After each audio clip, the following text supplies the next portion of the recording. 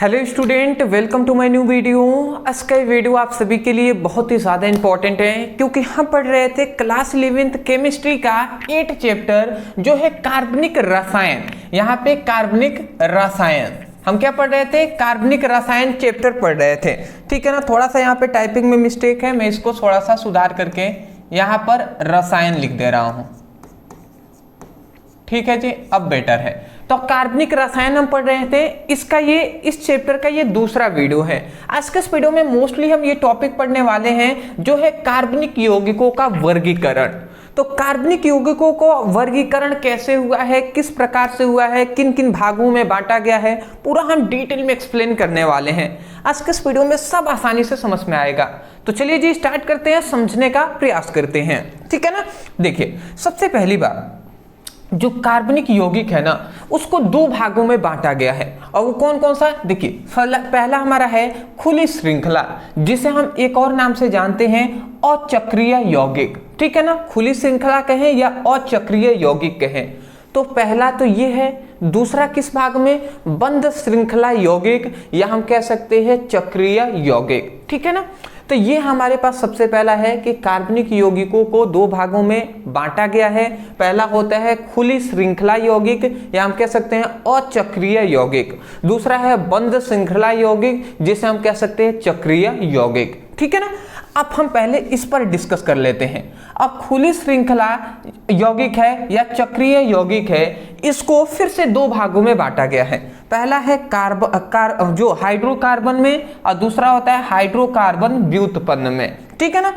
अब देखिए, जो हाइड्रोकार्बन है ना, ये दो भागों में फिर से बांटा गया है। और वो कौन कौन से दो भागों में बांटा गया है जी? तो आप देख सकते हैं वो दो भागों में बांटा गया है। एक है संतृप्त हाइड्रोकार्बन, एक है असंतृप्त हाइड्रोकार्बन। और जो हाइड्रोकार्बन व्युत्पन्न है ना, इसको नहीं बांटा गया है, इतना तक ही है। ठीक है ना। तो इतनी बात समझ गए कि इसके मतलब कार्बनिक यौगिकों को दो भागों में बांटा गया है, खुली श्रृंखला और बंद श्रृंखला यौगिक में। खुली श्रृंखला यौगिक को दो भागों में बांटा गया है, एक है हाइड्रोकार्बन, हाइड्रोकार्बन व्युत्पन्न। ठीक है ना। अब हाइड्रोकार्बन को भी फिर से दो भागों में बांटा गया है, संतृप्त हाइड्रोकार्बन और संतृप्त हाइड्रोकार्बन। सभी पर हम डिटेल में एक्सप्लेन करेंगे ये सभी क्या क्या है। ठीक है ना, इसका टेंशन ना लें। अब आते हैं बंद श्रृंखला यौगिक या चक्रीय यौगिक। अब ये जो बंद श्रृंखला यौगिक है, इसको देखिए दो भागों में बांटा गया है। मतलब हम इसको अलग अलग तरीके से बांट सकते हैं। सबसे पहले जो कार्बनिक यौगिक है, उनकी संरचना के आधार पर हम इसका वर्गीकरण कर सकते हैं। और दूसरा, उनके गुणों के आधार पर, कार्बनिक यौगिक है उनके गुणों के आधार पर भी हम वर्गीकरण इसका कर सकते हैं। तो यदि हम संरचना के आधार पर करें तो जो बंद श्रृंखला यौगिक है, ये दो भागों में बांटा गया है। एक है समचक्रीय यौगिक, जिसे हम कह सकते हैं कार्बोचक्रीय यौगिक के नाम से भी जानते हैं। और दूसरा है विषम चक्रीय यौगिक। ठीक है ना। तो संरचना के आधार पर बंद श्रृंखला यौगिक है दो प्रकार से, एक है समचक्रीय यौगिक, एक है विषम चक्रीय यौगिक। ठीक है ना। और गुणों के आधार पर जो होता है वो बंद श्रृंखला जो यौगिक है, ये दो भागों में बांटा गया है। एक होता है एलिसाइलिक जो यौगिक है, एक है एरोमेटिक यौगिक। ठीक है ना। तो ये दो भागों में बांटा गया है। आशा करता हूं कि आपको सबसे पहली बात, इतनी बात तो समझ में आ ही गई होगी।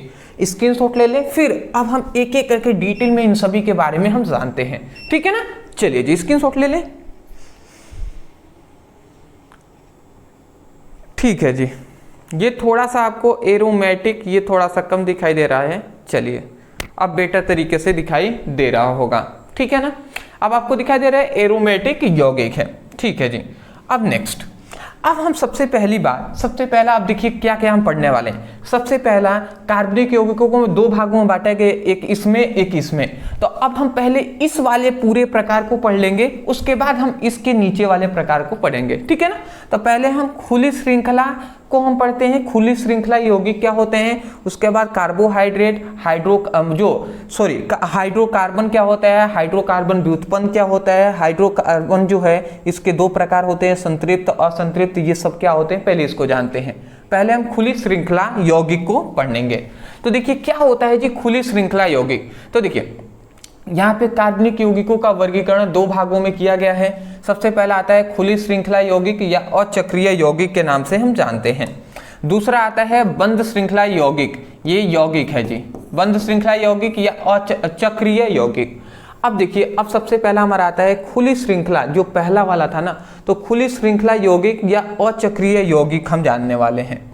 तो इसको हम यहाँ पे सबसे पहले इस तरीके से एक रेखा खींच देते हैं जी अच्छे के लिए। चलिए, तो आप जानेंगे खुली श्रृंखला यौगिक या अचक्रीय यौगिक क्या होता है। तो यहाँ पे लिखा गया है ऐसा यौगिक जिनमें कार्बन परमाणु की खुली श्रृंखला पाई जाती है, उसे हम खुली श्रृंखला यौगिक कहते हैं।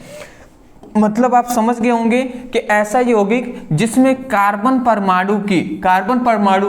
परमाणु की खुली श्रृंखला पाई जाएगी, उसे हम क्या कहेंगे, उसे हम कहते हैं खुली श्रृंखला यौगिक हम कहते हैं जी। तो मैं आशा करता हूं सबसे पहली जो बात है ये आपको समझ में आ गई होंगी, ठीक है ना। चलिए जी, तो जैसे क्या हो जाएगा, जैसे एग्जाम्पल अगर हमसे पूछा जाए कि खुली श्रृंखला कार्बन परमाणु की कौन कौन सी है, तो जैसे हम दे सकते हैं CH3 हम दे सकते हैं, CH2 डबल बॉन्ड CH2 हम ये दे सकते हैं, ठीक है ना। और भी हम दे सकते हैं जैसे कि CH3, जैसे हम दे सकते हैं CH3 CH2Cl दे सकते हैं। और भी हम बहुत सारे दे सकते हैं जैसे कि CH3 CH2Br दे सकते हैं। ये सभी इसी के एग्जाम्पल हैं। देखिए ये जो कार्बन, सभी में कार्बन आपको दिखाई दे रहा है ना, तो ऐसे यहाँ पे कहा गया ना ऐसे यौगिक जिनमें कार्बन परमाणु की खुली श्रृंखला होती है। देखिए ना ये सभी खुली श्रृंखला वाले हैं, तो खुली श्रृंखला होती है उसे हम क्या कहते हैं, खुली श्रृंखला यौगिक कहते हैं। तो मैं आशा करता हूं कि आपको समझ में आ गया होगा। ये 3 एग्जाम्पल लिख लेंगे, ये भी चाहे तो लिख सकते हैं, इधर अच्छा नहीं लग रहा था इसलिए इरेज कर दिया हमने। तो पहली बात आप समझ गए खुली श्रृंखला यौगिक क्या होता है, ठीक है ना। मतलब पहली बात हमने खुली श्रृंखला यौगिक या अचक्रीय यौगिक समझ लिए। अब हम जानेंगे हाइड्रोकार्बन और पहले हाइड्रोकार्बन को जानते हैं। तो चलिए जी, यहाँ पे हमने लिख दिया है। अब देखिए यहाँ पे अब हमने लिखा हुआ है हाइड्रोकार्बन। देखिए हम लिखा है ना हाइड्रोकार्बन, तो पहले हाइड्रोकार्बन को जानते हैं। तो ऐसे यौगिक जो केवल हाइड्रोजन, समझिएगा, ऐसे यौगिक जो केवल हाइड्रोजन व कार्बन से बनने वाले यौगिक हाइड्रोकार्बन कहलाते हैं। मतलब ऐसे यौगिक जो केवल हाइड्रोजन और कार्बन से बनेंगे, ऐसे यौगिकों को क्या कहते हैं, हाइड्रोकार्बन कहते हैं, ठीक है ना। जैसे कि एग्जांपल आप दे सकते हैं, ये भी क्या है, हाइड्रोकार्बन ही है, जिसमें देखिए ना केवल हाइड्रोजन है और कार्बन, यही तो 2 तत्व है ना इसमें। फिर इसमें भी देखेंगे हाइड्रोकार्बन है, ठीक है, हाइड्रोजन और कार्बन ही है। तो ये एग्जांपल आप लिख सकते हैं हाइड्रोकार्बन के जगह पर कि ऐसे यौगिक जो केवल हाइड्रोजन और कार्बन से बनने वाले यौगिक को हाइड्रोकार्बन कहते हैं, ठीक है ना। तो आशा करता हूं कि पहली बात आप समझ गए होंगे। अब हाइड्रोकार्बन के भी 2 प्रकार होते हैं। पहला होता है असंतृप्त हाइड्रोकार्बन और दूसरा होता है एक होता है संतृप्त हाइड्रोकार्बन। यहाँ पे थोड़ा सा टाइपिंग में मिस्टेक हुआ है। एक होता है संतृप्त हाइड्रोकार्बन, ठीक है ना, एक होता है संतृप्त हाइड्रोकार्बन, इसको मैं इरेज कर दे रहा हूं। एक होता है पहला हमारा संतृप्त हाइड्रोकार्बन, एक होता है असंतृप्त हाइड्रोकार्बन। तो पहले संतृप्त हाइड्रोकार्बन क्या होता है समझते हैं जी। तो देखिए संतृप्त हाइड्रोकार्बन का मतलब, इनमें कार्बन कार्बन परमाणुओं के बीच एकल बंध बनते हैं, ठीक है ना, तो उन्हें हम संतृप्त हाइड्रोकार्बन कहते हैं। मतलब जब कोई भी यौगिक है तो उनमें कार्बन कार्बन परमाणुओं के बीच एकल बंध बनेगा, तो उसे हम क्या कहेंगे, संतृप्त हाइड्रोकार्बन कह देंगे, ठीक है ना। एकल बंध बनेगा तो, ठीक है, इस बात को आप याद रखेंगे कि एकल बंध बनेगा तो उसे हम क्या कहेंगे, संतृप्त हाइड्रोकार्बन कह देंगे। जैसे एग्जांपल हो गया, जैसे CH3 सिंगल बॉन्ड CH3, देखिए यहाँ पे सिंगल बंध बना ना, तो ये क्या हो जाएगा हमारा, ये हमारा एकल बंध हो जाएगा, ठीक है, मतलब संतृप्त हाइड्रोकार्बन हो जाएगा। दूसरा और भी हम दे सकते हैं, जैसे कि CH3 CH2 CH3, ये भी हमारा क्या हो जाएगा, तो ये भी हमारा क्या हो जाएगा, संतृप्त हाइड्रोकार्बन ही हो जाएगा। आप देख सकते हैं इसमें भी क्या है, इसमें भी एकल ससंयोजक बंध, मतलब एकल बंध इसमें पाया गया है, एक ही ना बंध है जी, सिंगल बंध, तो ये भी हमारा एग्जाम्पल हो जाएगा, ठीक है ना। ETC और भी बहुत सारे हैं, ठीक है। अगला होता है असंतृप्त हाइड्रोकार्बन, तो इसमें लिखा गया है कि इनमें कार्बन कार्बन कार्बन परमाणुओं के बीच 2 या 3 बंध होते हैं, तो उन्हें हम असंतृप्त हाइड्रोकार्बन कहते हैं। 2 बंध या 3 बंध पाए जाएंगे उसे असंतृप्त हाइड्रोकार्बन कहेंगे। जैसे कि example CH2 double bond CH2, तो ये क्या हो जा रहा है, देखिए डबल बॉन्ड पाया गया ना, डबल बॉन्ड है, तो इसको हम क्या कहेंगे, इसको हम कह देंगे असंतृप्त हाइड्रोकार्बन। दूसरा CH ट्रिपल बॉन्ड CH, तो यहाँ पे देखिए 3 बंध हो गया, तो इसको हम क्या कहेंगे, इसे हम कह देंगे असंतृप्त हाइड्रोकार्बन, ठीक है ना। अब देखिए ये 1 2, तो इसका नाम क्या हो जाएगा, एथेन हो जाएगा। इसमें भी 2 कार्बन है, तो एथ तो होगा, तीन बंद है ना, तो इन हम जोड़ देते हैं, तो एथीन हो जाएगा, तो ये एथीन हो जाएगा, ये एथेन हो जाएगा। तो आशा करता हूँ आप समझ गए होंगे। सबसे पहली बात इतना हमने डिस्कस कर लिया है कि खुली श्रृंखला यौगिक क्या होते हैं, हाइड्रोकार्बन क्या होते हैं, हाइड्रोकार्बन के संतृप्त और असंतृप्त हाइड्रोकार्बन जान लिया। अब हमें जानना है हाइड्रोकार्बन व्युत्पन्न क्या होते हैं, ठीक है ना। तो पहले आप इसका स्क्रीनशॉट ले लें, उसके बाद हम जानते हैं। चलिए जी, बेहतर,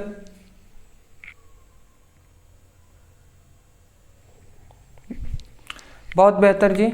चलिए, थोड़ा सा साफ आपको शायद दिखाई नहीं दे रहा हो रहा होगा, बट अब आपको दिखाई दे रहा होगा, पहले आपको साफ थोड़ा सा कम दिखाई दे रहा होगा।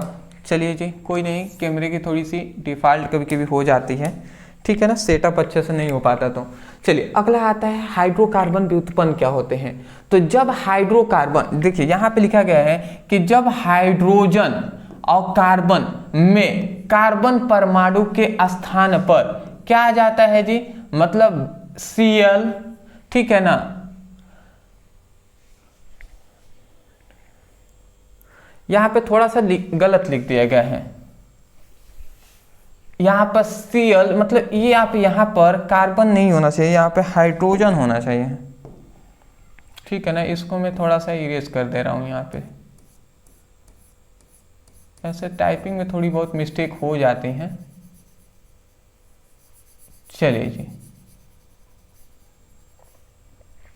यहां पे होना चाहिए हाइड्रोजन परमाणु, ठीक है। तो चलिए मैं H लिख दे रहा हूं, ठीक है ना, वाइट से ही लिख दे रहा हूं, थोड़ा सा मोटे कलर में, ठीक है ना।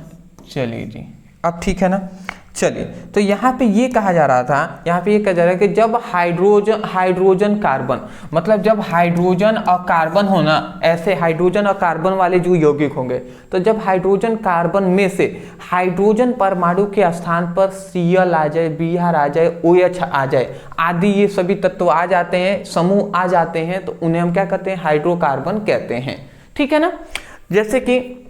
जैसे एग्जाम्पल से अगर मैं आपको बताऊं, तो एग्जाम्पल इसका सिंपल सा है कि जैसे हो जाएगा, जैसे हम ऐसे कह सकते हैं कि C6H5 हम ऐसे ही लिख दे रहे हैं, जैसे C6H6 होता है, ये बेंजीन है। तो यहाँ पे देखिए कार्बन 6 है ना, हाइड्रोजन 6 है कि नहीं, तो एक हाइड्रोजन यहाँ से निकल जाता है, ठीक है ना, मतलब C6H5 एक हाइड्रोजन निकलकर यहाँ पे OH आ जाता है समूह, एक हाइड्रोजन जो निकला ना उसके स्थान पे OH जो है ये आ गया, तो ये क्या कहलाएगा, हाइड्रोकार्बन कहला जाएगा। क्या कहलाएगा जी, हाइड्रोकार्बन व्युत्पन्न कहलाएगा। तो आशा करता हूँ सबसे पहली बात एग्जाम्पल आपको समझ में आ गई होंगी, ठीक है ना। अदर आप बहुत सारी दे सकते हैं, ये हो गया। दूसरा और भी हम दे सकते हैं, जैसे कि C2H6 होता है, H6 इस तरीके से होता है। तो यहाँ पर 6 कार्बन है ना, तो इसमें 5 ही कार्बन यहाँ पे लिखेंगे, एक हाइड्रोजन की जगह पर कोई भी हम जोड़ देते हैं, जैसे Cl हमने जोड़ दिया। तो ये हमारा देखिए यहाँ पे एक कार्बन के जगह पर एक क्लोरीन जुड़ गया, तो ये भी क्या कहलाएगा, हाइड्रोजन कार्बन, मतलब हाइड्रोकार्बन व्युत्पन्न का एग्जाम्पल ये कहलाएंगे। तो आशा करता हूँ आप समझ के होंगे। तो यही बात कहा गया था कि जब हाइड्रोजन कार्बन यौगिक में हाइड्रोजन परमाणु के स्थान पर OH, Cl या Br या आदि तत्व आ जाते हैं तो उन्हें हम क्या कहते हैं, हाइड्रोकार्बन व्युत्पन्न कहते हैं। ठीक है ना। अब देखिए सबसे पहले हाइड्रोकार्बन व्युत्पन्न हमने जान लिया ना। अब देखिए सबसे पहले ये हमने जान लिया कि हाइड्रोकार्बन व्युत्पन्न क्या होते हैं, तो अब ये हमारा कंप्लीट होता है। अब हम इधर वाले साइड को जानेंगे कि बंध श्रृंखला यौगिक क्या होते हैं। फिर से संरचना के आधार पर पहले हम इन दोनों का देखेंगे, फिर से गुणों के आधार पर ये दोनों हम देखेंगे। ठीक है ना। तो चलिए जी आगे बढ़ते हैं, अब हम इसको देख लेते हैं। ठीक है जी, तो इतना हमने देख लिया था। अब हम देखिए बंध श्रृंखला, दूसरा हम पढ़ रहे हैं कार्बनिक यौगिक जो है ना, कार्बनिक यौगिकों का वर्गीकरण दो भागों में भी बांटा गया है। एक है बंध से खुली श्रृंखला यौगिक, एक होता है बंध श्रृंखला यौगिक। तो अब इस पर हम डिस्कस कर रहे हैं। तो इसमें आपको याद रखना है, क्या याद रखना है जी, ये याद रखना है कि बंध श्रृंखला यौगिक होता है वो क्या होता है, इनमें कार्बन परमाणुओं की बंध श्रृंखलाएं पाई जाती हैं। मतलब इसमें क्या होगा, कार्बन परमाणुओं की एक बंध श्रृंखला पाई जाएगी। कैसी पाई जाएगी वो हम डिस्कस अभी आगे आपको कर दे रहे हैं। ठीक है ना। या एग्जांपल आप दे सकते हैं जैसे कि CH2 फिर से CH2 फिर से CH2, तो ये आप देख सकते हैं। यहाँ पे देखिए ये एक बंध श्रृंखला हो गई ना, फर्स्ट सेकेंड थर्ड, ये एक बंध श्रृंखला हो गई। तो कार्बन परमाणुओं की एक बंध श्रृंखला पाई जाएगी ना, तो ये क्या होगा, क्या होगा, मतलब इनमें कार्बन परमाणुओं की बंध श्रृंखला पाई जाती है, उसे हम क्या कहते हैं, बंध श्रृंखला यौगिक कहते हैं। आशा करता हूं समझ के होंगे। इसके बाद अब समझिएगा, अब यहाँ पे लिखा गया है कि संरचना के आधार पर वर्गीकरण। पहले हम जानेंगे कि संरचना के आधार पर सबसे पहले हम देखेंगे कि बंध श्रृंखला यौगिक के प्रकार। तो संरचना के आधार पर दो प्रकार के होते हैं, कौन कौन सा जी, तो सबसे पहला हमारा होता है समचक्रीय यौगिक, जिसे हम कहते हैं कार्बोचक्रीय यौगिक। ठीक है ना, कार्बोचक्रीय यौगिक हम कहते हैं। तो पहले हम इसको जानते हैं, समचक्रीय यौगिक क्या होता है, ठीक है। उसके बाद हम जानेंगे विषम चक्रीय यौगिक क्या होते हैं। तो समझिएगा, समचक्रीय यौगिक का मतलब कि इनमें चक्र का निर्माण कार्बन परमाणु से होता है, उन्हें हम समचक्रीय यौगिक कहते हैं। मतलब चक्र का निर्माण जो होगा ना वो कार्बन परमाणुओं से होगा, तो उसे हम समचक्रीय यौगिक कहेंगे। जैसे कि एग्जाम्पल से अगर मैं आपको समझाना चाहूं तो एग्जाम्पल हो जाएगा, जैसे कि एग्जाम्पल हो जाएगा CH2 फिर से CH2 और CH2, first single bond, second और फिर से थर्ड। ये देखिए यहाँ पे कार्बन परमाणु है और ये बंध चक्र बना रहे हैं, तो ये क्या हो जाएगा, इनमें जो चक्र का निर्माण हुआ है वो कार्बन परमाणुओं से हुआ है, तो उसीलिए हम क्या कहेंगे, समचक्रीय यौगिक कहते हैं। दूसरा और भी हम एग्जांपल दे सकते हैं, जैसे कि CH2 सिंगल बॉन्ड फिर से CH2 फिर से सिंगल बॉन्ड CH2 फिर से सिंगल बॉन्ड CH2 और ये कार्बन इस कार्बन से जुड़ गया है। तो ये भी देखिए यहाँ पे भी एक समचक्रीय यौगिक बन रहा है, कार्बन परमाणुओं के बीच क्या बन रहा है, जो चक्र बन रहा है। ठीक है ना, तो ये भी समचक्रीय यौगिक का ही एग्जाम्पल हो जाएगा। ठीक है ना। चलिए जी, अच्छी बात है, इतनी बात आप समझ के हैं। तो अब हम आगे बढ़ते हैं। अगला आता है विषम चक्रीय यौगिक। तो इनमें देखिए यहाँ पे लिखा गया, इनमें चक्र का निर्माण कार्बन के अतिरिक्त, मतलब कार्बन के अतिरिक्त दूसरा तत्व भी भाग लेता है। इसमें केवल कार्बन ही भाग ले रहे थे चक्र बनाने में, बट इसमें कार्बन तो होगा ही, उसके साथ अलग और भी तत्व भाग लेंगे, तो उसे हम विषम चक्रीय यौगिक कहते हैं। जैसे कि सपोज डेट हो जाएगा, जैसे हो गया CH2 single bond CH2 single bond CH2 single bond CH2। अब यहाँ पर एक हो गया नाइट्रोजन और एक हो गया हाइड्रोजन, तो ये कार्बन इस नाइट्रोजन से, ये भी इससे जुड़ गया। तो यहाँ पे भी देखिए चक्र तो बन रहा है, यहाँ पे भी आप देखेंगे तो चक्र तो बन रहा है, बट इसमें कार्बन के अलावा, कार्बन तो बना ही रहे हैं, उसके साथ नाइट्रोजन, यहाँ पे नाइट्रोजन हाइड्रोजन भी तो है ना। तो ये एक देखिए कार्बन के अतिरिक्त अदर भी तत्व भाग ले रहे हैं, दूसरे भी तत्व। तो वही लिखा गया था कि इनमें चक्र का निर्माण कार्बन के अतिरिक्त दूसरे तत्व भी भाग लेते हैं, तो उन्हें हम क्या कहते हैं, विषम चक्रीय यौगिक कहते हैं जी। ठीक है ना। चलिए जी, अगला और भी हम एग्जाम्पल इसका दे सकते हैं। दूसरा हम एग्जाम्पल दे सकते हैं जैसे कि CH2 सिंगल बॉन्ड CH2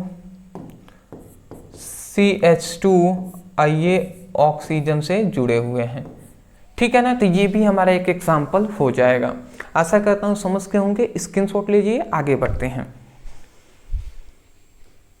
बेहतर जी। चलिए अब हम अंतिम जो पढ़ रहे हैं इसको हम जान लेते हैं, उसके बाद हम वीडियो को समाप्त करेंगे। अगला आता है गुणों के आधार पर चक्रीय यौगिकों का वर्गीकरण। तो देखिए अब गुण के आधार पर हम जानने वाले हैं। जैसे हम पढ़ रहे थे यहाँ पे, तो संरचना के आधार पर समचक्रीय विषम चक्रीय पढ़ लिए हैं। गुण के आधार पर एलिसैलिसिलिक यौगिक पढ़ेंगे और एरोमेटिक यौगिक पढ़ेंगे जी। ठीक है ना। ज्यादा कुछ नहीं है इसमें। ये क्या है कि यहाँ पे लिखा गया एलिसैलिसिलिक यौगिक और दूसरा आता है एरोमेटिक यौगिक। एलिसैलिसिलिक यौगिक का मतलब इनमें यौगिक मतलब ऐसे यौगिक जिनका गुण एलिफेटिक यौगिकों के समान होता है। याद कर लीजिएगा कि ऐसे यौगिक जिनका गुण होगा एलिफेटिक यौगिक के समान होगा, उसे हम क्या कहेंगे, उन्हें हम एलिसैलिसिलिक यौगिक कहेंगे। ठीक है ना। दूसरा आप याद रखें एरोमेटिक यौगिक में, तो इनमें बेंजीन वलय होता है, मतलब इनमें जो बनेगा वो बेंजीन वलय, इसमें इस तरीके से बेंजीन वलय बनेगा जी। ठीक है ना। तो इसमें बेंजीन वलय बनता है। एग्जाम्पल में आप लिख सकते हैं बेंजीन। तो इनमें बेंजीन वलय बनता है ना जिनमें, उसे हम एरोमेटिक यौगिक कहते हैं। इसमें दो गुण याद रखेंगे, इसका एक विशिष्ट गंध होता है और ये जलाने पर धुआं देती है। ठीक है ना। तो ये आप याद रखेंगे, ज्यादा कुछ नहीं है, ये छोटा सा टॉपिक था। ठीक है ना। तो आशा करता हूं कि ये जो हम आज के इस वीडियो में जो कार्बनिक यौगिकों का वर्गीकरण किए हैं, इसको आपको आसानी से सब टॉपिक आपको समझ में आए होंगे। सभी छोटी छोटी बातों पर भी हमने डिस्कस किया हुआ है। अदरवाइज मैं यही कहूँगा, यदि आपको सच में लगता है कि आपके लिए कुछ मेहनत किया गया है तो वीडियो को लाइक करने के साथ साथ चैनल पर नहीं होंगे तो चैनल को सब्सक्राइब कर दीजिएगा, क्योंकि आपकी सपोर्ट की बहुत ज़्यादा ज़रूरत है। ठीक है ना। अदरवाइज कोई भी टॉपिक है जो आपको समझ में नहीं आता, आप हमसे पढ़ना चाहते हैं, तो उस टॉपिक का नाम लिखिए, अंत में हमारे चैनल का नाम लिखकर सर्च कर लीजिएगा। मतलब कार्बनिक यौगिक ही पढ़ना है कि क्या होते हैं कार्बनिक यौगिक। तो आप YouTube पे लिखिए कार्बनिक यौगिक ब्रदर सर, इतना लिख कर सर्च करेंगे ना, वीडियो हमारी मिलेगी, वहां से स्टडी आप कर सकते हैं। तो चलिए दोस्तों, आज के लिए इतना ही। मिलते हैं एक नए वीडियो में एक नए टॉपिक के साथ। Thank you so much for watching this video. Thank you.